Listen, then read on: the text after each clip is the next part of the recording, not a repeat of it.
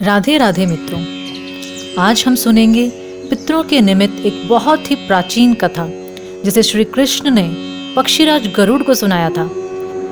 ऐसी मान्यता है कि इस कथा के श्रवण मात्र से पितृदोष समाप्त हो जाता है और मनुष्य के समस्त पाप नष्ट होकर उसे अपार धन संपत्ति और सुख समृद्धि प्राप्त होती है और पितृ प्रसन्न होकर अपना आशीर्वाद देते हैं। आइए सुनते हैं इस कथा को। एक समय की बात है, पक्षीराज गरुड़ अपने मन में जिज्ञासा लिए भगवान श्री कृष्ण के पास आते हैं और उन्हें प्रणाम करते हुए कहते हैं, हे प्रभु, पितृपक्ष में पितरों की पूजा करने से कौन सा फल मिलता है? पितृपक्ष के दौरान पितरों की शांति के लिए कौन कौन से उपाय करने चाहिए? भगवान श्री कृष्ण कहते हैं, हे गरुड़, तुमने अति उत्तम प्रश्न किया है। तुम्हारे इस प्रश्न में समस्त मनुष्य जाति का कल्याण छुपा है। जो मनुष्य अपने पितरों को संतुष्ट करता है उसके समस्त दोष और दुख समाप्त होते हैं और पितरों की कृपा प्राप्त होती है।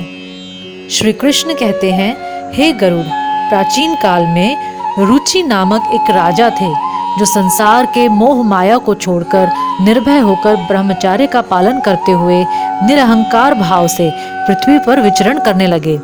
उन्होंने संसार की सभी खुशियों और भोगों का त्याग कर दिया था। उन्होंने घर में रहना भी छोड़ दिया था। वह एक बार ही भोजन करते थे और वन में भटकते रहते थे। उन्हें ऐसा वैराग्य धारण किया हुआ देखकर उनके समस्त पितृगण अत्यंत दुखी हो गए। अपने वंशज को इस प्रकार से वंश को नष्ट करता हुआ देखकर उन्हें भय लगने लगा। उन्होंने सोचा कि वह स्वयं चलकर अपने वंशज से मिलेंगे और उसे वैराग्य का त्याग करने के लिए कहेंगे। फिर एक दिन जब ऋषि रुचि ध्यान मग्न होकर तपस्या कर रहे थे, उसी समय उनके समस्त पितृगण उस स्थान पर प्रकट हुए। जब ऋषि रुचि ने अपनी आंखें खोली तो उन्होंने 4 दिव्य आत्माओं को अपने सामने खड़ा देखा। उन्हें देखकर वे आश्चर्यचकित हो गए और उन्हें प्रणाम करते हुए कहने लगे, हे महान आत्माओं, आप कौन हैं और किस कारण से आप मुझे दर्शन देने के लिए पधारे हैं? वे सभी दिव्य आत्माएं कहने लगी, हे वत्स, हम तुम्हारे पूर्वज हैं और हम तुम्हारे इस वैराग्यपूर्ण आचरण से अत्यंत दुखी हैं, इसलिए तुमसे मिलने के लिए आए हैं। ऋषि रुचि ने उन्हें नमस्कार करते हुए आदरपूर्वक पूछा, हे पितृगण, आप सभी के दर्शन करके मैं कृतार्थ हो गया, किंतु आप मेरे आचरण से दुखी क्यों हैं? कृपया मुझे विस्तार से बताइए। मुझसे ऐसी कौन सी भूल हो गई है जो मेरे पूर्वज मुझसे असंतुष्ट और दुखी हैं? तब वे सभी पितृगण कहने लगे, हे वत्स, तुमने किस कारण से विवाह नहीं किया? विवाह स्वर्ग और मोक्ष प्राप्ति का उत्तम मार्ग है। गृहस्थ आश्रम के बिना मनुष्य को शाश्वत बंधन होता है। गृहस्थ में रहकर मनुष्य देवताओं, पितरों, ऋषियों और याचकों की पूजा करके उत्तम लोगों को प्राप्त करता है। वह देवताओं को स्वाहा और पितरों को स्वधा शब्द के उच्चारण से तथा द्वार पर आए अतिथियों और याचकों को दान देकर संतुष्ट करता है। विवाह न करके, संतान को उत्पन्न न करके तुम देव ऋण तथा पितृजनों के ऋण से मुक्ति नहीं पा सकोगे। संसार में रहने वाले मनुष्य, ऋषि तथा अन्य प्राणियों के लिए भी तुम प्रतिदिन ऋणी हो रहे हो। संतान की उत्पत्ति के बिना तुम स्वर्ग को कैसे प्राप्त कर सकोगे? देव पूजा, पितृ तर्पण तथा संन्यास ग्रहण किए बगैर तुम्हें स्वर्ग की प्राप्ति नहीं होगी। सभी पितृ कहते हैं, हे पुत्र, यदि तुमने विवाह नहीं किया तो यह अन्याय केवल तुम्हें कष्ट ही देगा। करने के बाद तुम्हें नरक की प्राप्ति होगी और अगले जन्म में भी कष्ट भोगोगे। फिर ऋषि रुचि ने अपने पितरों से कहा, हे पितरों, जीवन में विवाह करना अत्यंत दुखदायक है। इससे पाप का संग्रह होता है और अंत काल में यह अधोगति प्रदान करता है। इसी विचार से मैंने स्त्री के साथ विवाह नहीं किया है। स्त्री संग परिग्रह करने से मुक्ति नहीं मिलती। जो व्यक्ति अविवाहित रहकर प्रतिदिन विद्या ग्रहण करता है और ज्ञान के अमृत से अपनी आत्मा को निर्मल करता है, वह मेरे लिए श्रेष्ठ है। विद्वानों ने अनेक प्रकार के सांसारिक कर्मों का वर्णन किया है, इसलिए मनुष्य को अपनी इंद्रियों पर संयम रखकर तत्व ज्ञान के जल से आत्मा को शुद्ध करना चाहिए। फिर पितरों ने कहा, तुम्हारा यह कथन उचित है, किंतु यह कल्याण का मार्ग नहीं है। जिस पर तुम चल रहे हो यज्ञ, तप और दान के द्वारा अपने अमंगल को दूर करते हुए फल प्राप्ति की कामना से रहित जो शुभ और अशुभ कर्म है वह बंधन के कारण नहीं होते। जो पूर्व का कर्म है वह भोग से नष्ट होता है। पूर्व जन्म का जो पुण्य कर्म है वह सुख दुख को भोगने से निरंतर नष्ट होता रहता है। फिर ऋषि रुचि ने कहा, हे पितामह, वेदों में कर्म मार्ग के प्रतिपादक द्वारा अविद्या और माया की पुष्टि की गई है, इसीलिए आप मुझे विवाह करने के लिए क्यों प्रेरित कर रहे हैं? विवाह करके मेरा अनिष्ट ही हो जाएगा। पितरों ने कहा, हे वत्स, कर्म द्वारा जो कुछ भी किया जाता है वह विद्या है। यह सत्य है, किंतु विद्या प्राप्त करना भी एक प्रकार का कर्म है। शास्त्रों में जो वृहत कर्म है, सज्जन पुरुष उनका उल्लंघन नहीं करते, उन्हें उसी से मोक्ष की प्राप्ति होती है। शास्त्रों में पुरुष को विवाह करने की आज्ञा दी गई है। विवाह न करने पर पुरुष को मुक्ति नहीं मिलती। संतान के बिना उसे मोक्ष नहीं मिलता है। संतान के द्वारा ही किए गए श्राद्ध कर्म से ही उसे मोक्ष मिलता है। इसीलिए हे पुत्र, तुम विधि पूर्वक विवाह करो। विवाह न करने से तुम्हारे सभी कर्म भी नष्ट हो जाएंगे और तुम विफलताओं को ही प्राप्त करोगे। यदि हमारा वंश नष्ट हो जाएगा तो हमारी आत्माएं अतृप्त ही रहेंगी। विवाह करके, संतान उत्पन्न करके ही तुम अपने पितरों को संतुष्ट कर सकते हो। श्री कृष्ण कहते हैं, हे गरुड़, इस प्रकार से अपने पितरों के वचन सुनकर ऋषि रुचि को बड़ी ग्लानि हुई। उन्होंने विवाह करने का निश्चय किया। फिर ऋषि रुचि ने अपने पितरों से कहा, हे पितृगण, अब तो मैं बूढ़ा हो गया हूँ, कौन मुझे अपनी कन्या प्रदान करेगा? वैसे भी मुझ जैसे वृद्ध व्यक्ति के लिए विवाह करना अत्यंत कष्ट साध्य है। फिर पितरों ने कहा, हे वत्स, यदि तुम हमारे वचनों का पालन नहीं करोगे तो निश्चय ही हम सभी पितरों का पतन हो जाएगा और तुम्हारी अधोगति हो जाएगी। इतना कहकर सभी पितृगण अदृश्य हो गए। श्री कृष्ण कहते हैं, हे गरुड़, पितरों के द्वारा ऐसे वाक्य सुनकर ऋषि रुचि मन ही मन अत्यधिक व्याकुल हो उठे। अपने पितरों की मुक्ति के लिए विवाह करने का विचार करते हुए वे कन्या की खोज में पृथ्वी लोक पर विचरण करने लगे, किंतु उन्हें कहीं भी कन्या की प्राप्ति नहीं हो सकी। अपने पितरों के वचनों को बार बार मन में सोचते हुए वह चिंताग्रस्त होकर सोचने लगे, मैं क्या करूं, कहाँ जाऊं? मेरे पितृगणों को मुक्ति दिलाने के लिए कौन सी स्त्री मुझसे विवाह करेगी? इस प्रकार देर तक विचार करने के बाद ऋषि रुचि ने ब्रह्मदेव की तपस्या करना शुरू कर दिया। ऋषि रुचि ने 100 वर्षों तक एक वन में घोर तपस्या के पश्चात जगत पिता ब्रह्मा ने उन्हें दर्शन दिया और कहा, हे रुचि, मैं तुम्हारी तपस्या से प्रसन्न हूँ। तुम्हारी जो भी अभिलाषा है उसे प्रकट करो, मैं अवश्य पूर्ण करूँगा। तब ऋषि रुचि ने ब्रह्मदेव को प्रणाम किया और कहा, हे परमपिता, मेरे पितरों ने मुझे संतान उत्पन्न करने के लिए कहा है, किंतु इस समय मुझे विवाह के लिए कोई कन्या दिखाई नहीं पड़ रही है। इसीलिए कृपया आप मुझे कन्या प्रदान करें, जिससे विवाह करके मैं संतान प्राप्त कर सकूं। इस पर ब्रह्मदेव ने कहा, हे विप्र, तुम संसार के प्रजापति हो जाओगे। तुम्हारे द्वारा प्रजा की सृष्टि होगी। तुम्हारे पितरों ने उचित ही कहा है कि तुम्हें स्त्री से विवाह करना चाहिए। इस अभिलाषा को मन में रखते हुए तुम्हें पितरों की पूजा करनी चाहिए।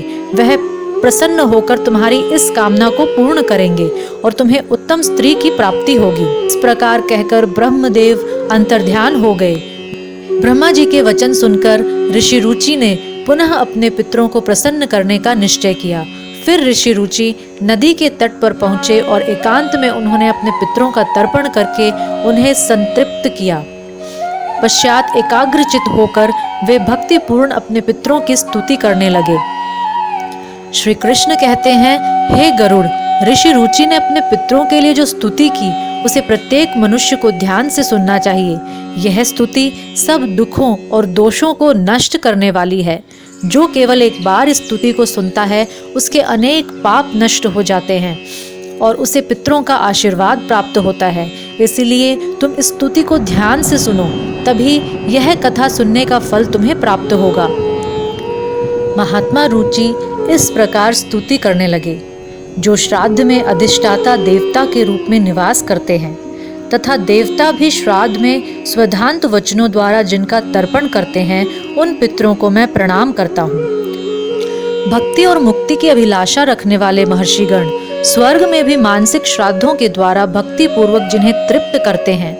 सिद्धगण दिव्य उपहारों द्वारा श्राद्ध में जिनको संतुष्ट करते हैं, अत्यंतिक समृद्धि की इच्छा रखने वाले गुह्यक भी तन्मय होकर भक्तिभाव से जिनकी पूजा करते हैं, भूलोक में मनुष्यगण जिनकी सदा आराधना करते हैं, जो श्राद्धों में श्रद्धा पूर्वक पूजित होने पर मनोवांछित लोक प्रदान करते हैं, पृथ्वी पर ब्राह्मण लोग अभिलषित वस्तु की प्राप्ति के लिए जिनकी अर्चना करते हैं तथा जो आराधना करने पर प्रजापत्य लोक प्रदान करते हैं, उन पितरों को मैं प्रणाम करता हूँ।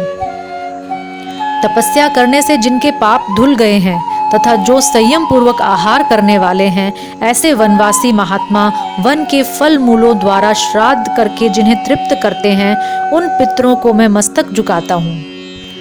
नैष्ठिक ब्रह्मचर्य व्रत का पालन करने वाले संयतात्मा ब्राह्मण समाधि के द्वारा जिन्हें सदा तृप्त करते हैं, क्षत्रिय सब प्रकार के श्रद्धा उपयोगी पदार्थों के द्वारा विधिवत श्राद्ध करके जिनको संतुष्ट करते हैं, जो तीनों लोकों को अभिष्ट फल देने वाले हैं, स्वकर्म परायण वैश्य पुष्प धूप अन्न और जल आदि के द्वारा जिनकी पूजा करते हैं तथा शूद्र भी श्राद्धों द्वारा भक्ति पूर्वक जिनकी तृप्ति करते हैं और जो संसार में सुकाली के नाम से विख्यात हैं, उन पितरों को मैं प्रणाम करता हूँ। पाताल में बड़े बड़े दैत्य भी दंभ और मद त्याग कर श्राद्धों द्वारा जिन स्वधा भोजी पितरों को सदा तृप्त करते हैं, मनोवांछित भोगों को पाने की इच्छा रखने वाले नागगण रसातल में संपूर्ण भोगों एवं श्राद्धों से जिनकी पूजा करते हैं तथा मंत्र भोग और संपत्तियों से युक्त सर्पगण भी रसातल में ही विधि पूर्वक श्राद्ध करके जिन्हें सर्वदा तृप्त करते हैं, उन पितरों को मैं नमस्कार करता हूँ। जो साक्षात देवलोक में अंतरिक्ष में भूतल पर निवास करते हैं, देवता आदि समस्त देहधारी जिनकी पूजा करते हैं, उन पितरों को मैं नमस्कार करता हूँ। वे पितृ मेरे द्वारा अर्पित किए हुए इस जल को ग्रहण करें। जो परमात्मा स्वरूप पितृ मूर्तिमान होकर विमानों में निवास करते हैं, जो समस्त कलेशों से छुटकारा दिलाने में हेतु हैं तथा योगेश्वर गण निर्मल हृदय से जिनका यजन करते हैं, उन पितरों को मैं प्रणाम करता हूँ। जो स्वधा भोजी पितृ देवलोक में मूर्तिमान होकर रहते हैं, काम्य फल की इच्छा रखने वाले पुरुष की समस्त कामनाओं को पूर्ण करने में समर्थ हैं और निष्काम पुरुषों को मोक्ष प्रदान करने वाले हैं, उनको मैं प्रणाम करता हूँ। वे समस्त पितृ इस जल से तृप्त हों, जो चाहने वाले पुरुषों को इच्छा अनुसार भोग प्रदान करते हैं, देवत्व इंद्रत्व तथा उससे भी ऊंचे पद की प्राप्ति कराते हैं। इतना ही नहीं, जो पुत्र पशु धन बल और गृह भी प्रदान करते हैं। जो पितृ चंद्रमा की किरणों में सूर्य के मंडल में तथा श्वेत विमान में सदा निवास करते हैं, वे मेरे दिए हुए अन्न जल और गंध आदि से तृप्त एवं पुष्ट हों। अग्नि में हविष्य का हवन करने से जिनको तृप्ति मिलती है, जो ब्राह्मणों के शरीर में स्थित होकर भोजन करते हैं तथा पिंडदान करने से जिन्हें प्रसन्नता प्राप्त होती है, वे पितृ यहाँ मेरे दिए हुए अन्न और जल से तृप्त हों। जो देवताओं से भी पूजित हैं तथा सब प्रकार से श्रद्धा उपयोगी पदार्थ जिन्हें अत्यंत प्रिय हैं, वे पितृ यहाँ पधारें। मेरे निवेदन किए हुए पुष्प गंध अन्न एवं भोजन पदार्थों के निकट उनकी उपस्थिति हो।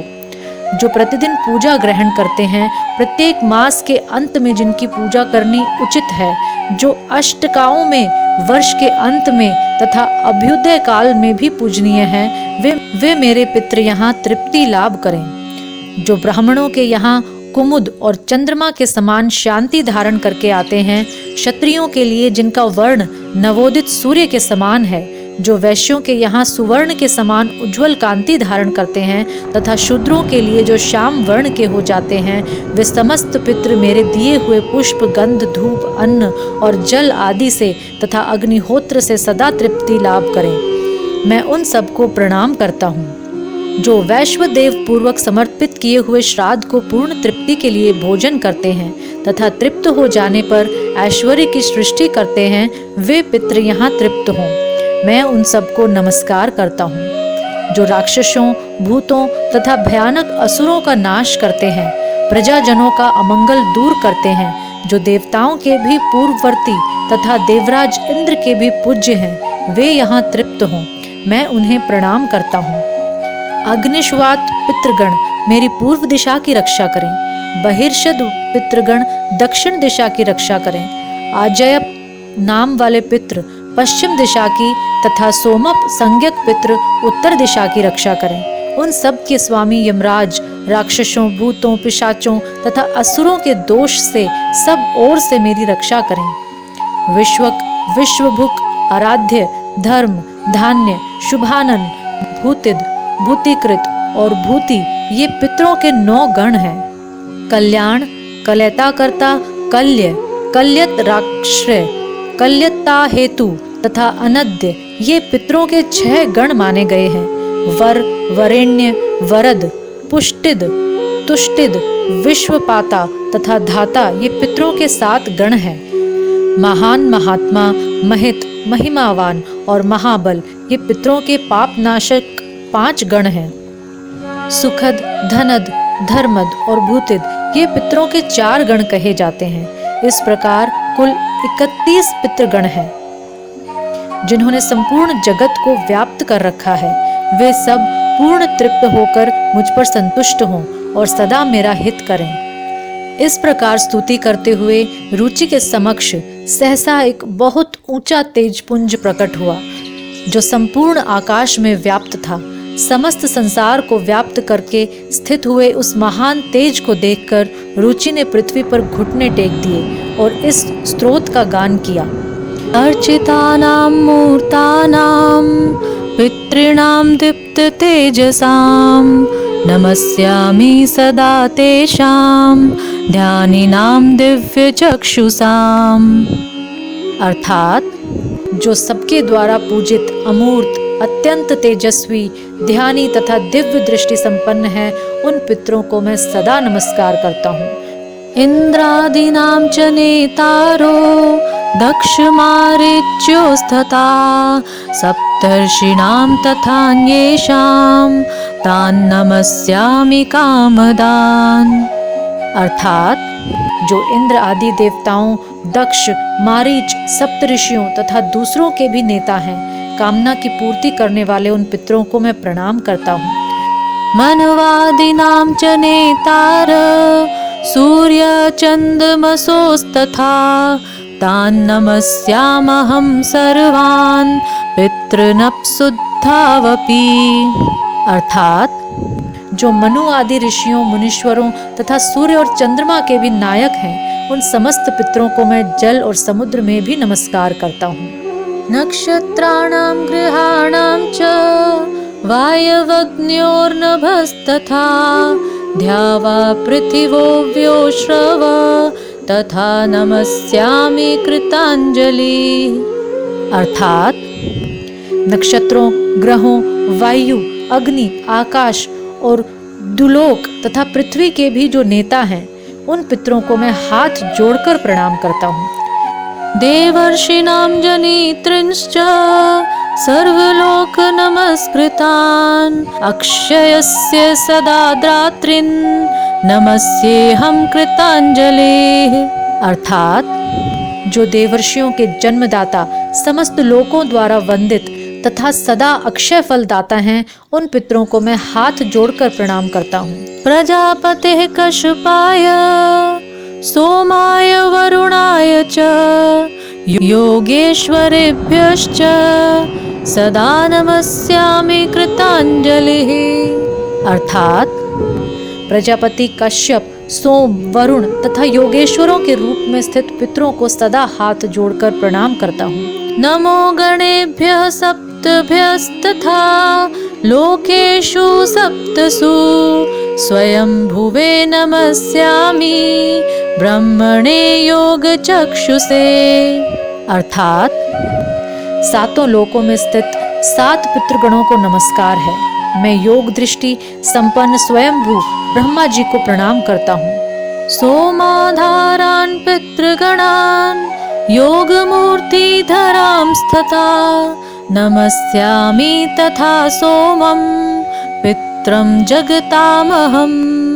अर्थात चंद्रमा के आधार पर प्रतिष्ठित तथा योग मूर्तिधारी पितृगणों को मैं प्रणाम करता हूँ। अग्निरूपास्तथैवान्यां नमस्यामि पितृनहं अग्रिशोमम्यं विश्वं यत एत देशे सतः।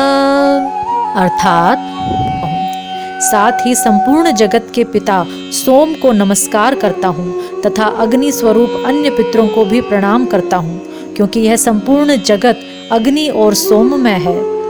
ये ते तेजसी ये चैते सोम सूर्याग्निमूर्तयः जगत स्वरूपिणश्चैव तथा ब्रह्म स्वरूपिणीः। तेभ्यो खिलेभ्यो योगेभ्यः पितृभ्यो यता मनसः नमो नमो नमस्तेस्तु प्रसीदन्तु स्वधा भुजा। अर्थात जो पितृ तेज में स्थित है, जो ये चंद्रमा सूर्य और अग्नि के रूप में दृष्टिगोचर होते हैं तथा जो जगत स्वरूप एवं ब्रह्म स्वरूप हैं, उन संपूर्ण योगी पितरों को मैं एकाग्रचित होकर प्रणाम करता हूँ। उन्हें बारंबार नमस्कार है। वे स्वधा भोजी पितृ मुझ पर प्रसन्न हो। रुचि के इस प्रकार स्तुति करने पर वे पितृ दशों दिशाओं को प्रकाशित करते हुए उस तेज से बाहर निकले। रुचि ने जो फूल, चंदन और अंगराग आदि समर्पित किए थे, उन सब से वशीभूत होकर वे पितृ सामने खड़े दिखाई दिए। तब रुचि ने हाथ जोड़कर पुनः भक्ति पूर्वक उन्हें प्रणाम किया और बड़े आदर के साथ सबसे पृथक पृथक कहा, आपको नमस्कार है, आपको नमस्कार है। इससे प्रसन्न होकर पितरों ने मुनिश्रेष्ठ रुचि से कहा, वत्स, तुम कोई वर मांगो। तब उन्होंने मस्तक झुकाकर कहा, पितरों, इस समय ब्रह्मा जी ने मुझे सृष्टि करने का आदेश दिया है, इसीलिए मैं दिव्य गुणों से संपन्न उत्तम पत्नी चाहता हूँ, जिससे संतान की उत्पत्ति हो सके। पितरों ने कहा, वत्स, यही इसी समय तुम्हें अत्यंत मनोहर पत्नी प्राप्त होगी और उसके गर्भ से तुम्हें मनु संज्ञक उत्तम पुत्र की प्राप्ति होगी। वह बुद्धिमान पुत्र मनवंतर का स्वामी होगा और तुम्हारे ही नाम पर तीनों लोकों में रौच्य के नाम से उसकी ख्याति होगी। उसके भी महाबलवान और पराक्रमी बहुत से महात्मा पुत्र होंगे जो इस पृथ्वी का पालन करेंगे। धर्मज्ञ, तुम भी प्रजापति होकर 4 प्रकार की प्रजा उत्पन्न करोगे और फिर अपना अधिकार क्षीण होने पर सिद्धि प्राप्त करोगे। जो मनुष्य इस स्तोत्र से भक्ति पूर्वक हमारी स्तुति करेगा, उसके ऊपर संतुष्ट होकर हम लोग उसे मनोवांछित भोग तथा उत्तम आत्मज्ञान प्रदान करेंगे। जो निरोग शरीर, धन और पुत्र पौत्र आदि की इच्छा करता हो, वह सदा इस स्तोत्र से हमारी स्तुति करे। यह स्तोत्र हम लोगों की प्रसन्नता बढ़ाने वाला है। जो श्राद्ध में भोजन करने वाले श्रेष्ठ ब्राह्मणों के सामने खड़ा होकर भक्ति पूर्वक इस स्तोत्र का पाठ करेगा, उसके यहाँ स्तोत्र श्रवण के प्रेम से हम निश्चय ही उपस्थित होंगे और हमारे लिए किया हुआ श्राद्ध भी निसंदेह अक्षय होगा। चाहे श्रोत्रिय ब्राह्मण से रहित श्राद्ध हो, चाहे वह किसी दोष से दूषित हो गया हो, अथवा अन्यायोपार्जित धन से किया गया हो, अथवा श्राद्ध के लिए अयोग्य दूषित सामग्रियों से उसका अनुष्ठान किया गया हो, अनुचित समय या अयोग्य देश में हुआ हो, या उससे विधि का उल्लंघन किया गया हो, अथवा लोगों ने बिना श्रद्धा के या दिखावे के लिए किया हो, तो भी वह श्राद्ध इस स्तोत्र के पाठ से हमारी तृप्ति करने में समर्थ होता है। हमें सुख देने वाला यह स्तोत्र जहाँ श्राद्ध में पढ़ा जाता है, वहाँ हम लोगों को 12 वर्षों तक बनी रहने वाली तृप्ति प्राप्त होती है। यह स्तोत्र हेमंत ऋतु में श्राद्ध के अवसर पर सुनाने से हमें 12 वर्षों के लिए तृप्ति प्रदान करता है।